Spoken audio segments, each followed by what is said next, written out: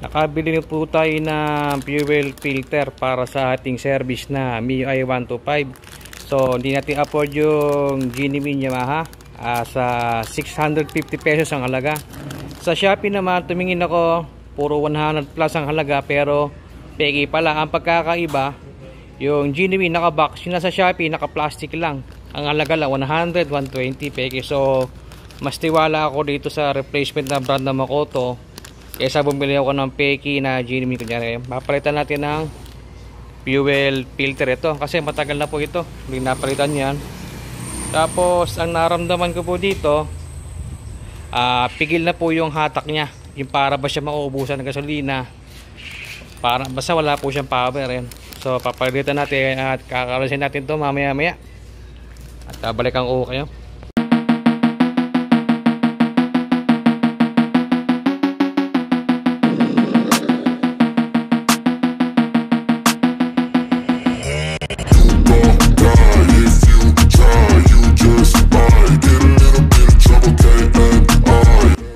So ito, nakalasa po natin yung tangke ng Mio. Ayan.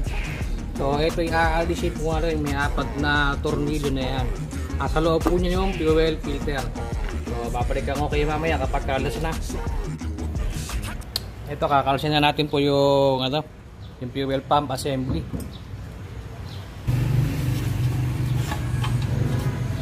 Linisin natin parang dito pumasok yung dumi sa loob.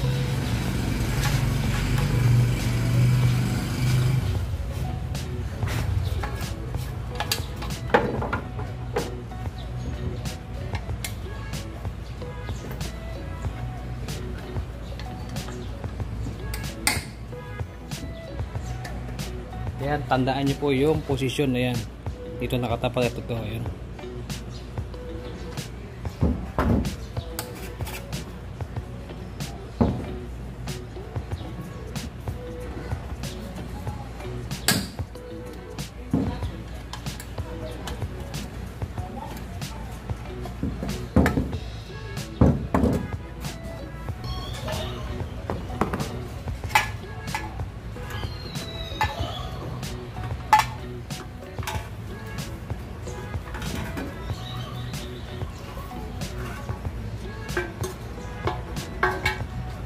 Ayan, ito po yung fuel filter. Ayan. Itong fuel filter ko, nabili ko pa ito kay 4M Motorcycle Shop noong pandemic pa yata. So ayun, madumi na. Kaya siguro pigil na pong humila yung aking service na MIUI 125. So papalitan natin filter.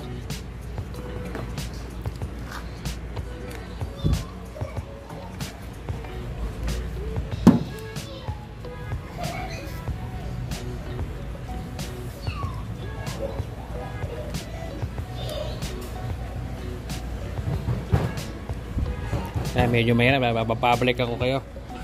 Puputurin na natin itong lock. At na po natin to.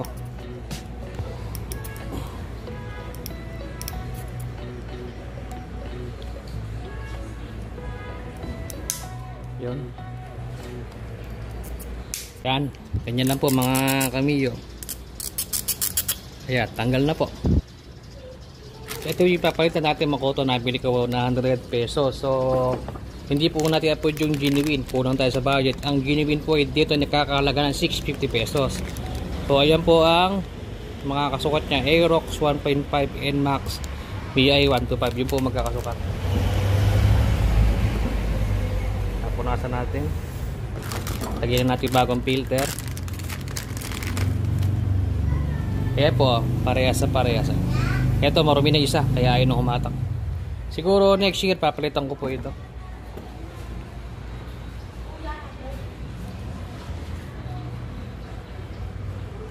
Ayan, may takip pala. Ayun.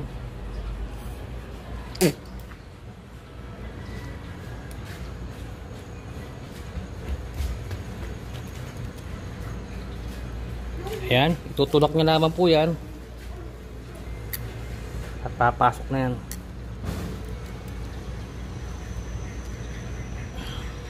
Medyo matigas.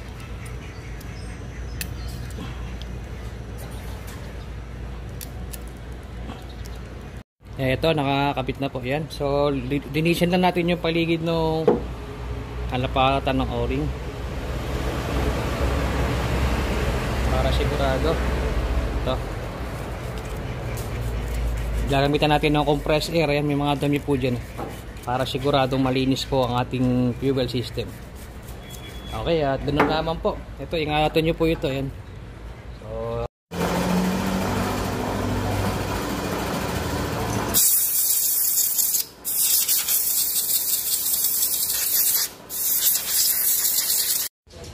ayan, nakikabit na po natin yung tangke. Ayan. Okay, testing natin kung aandar. Teka. Hinangin ang fuel.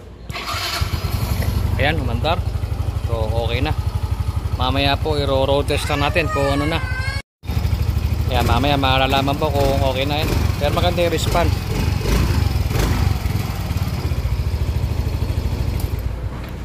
Testing natin ulit, paanda rin. Ayan. Ayan, dumali po siyang start.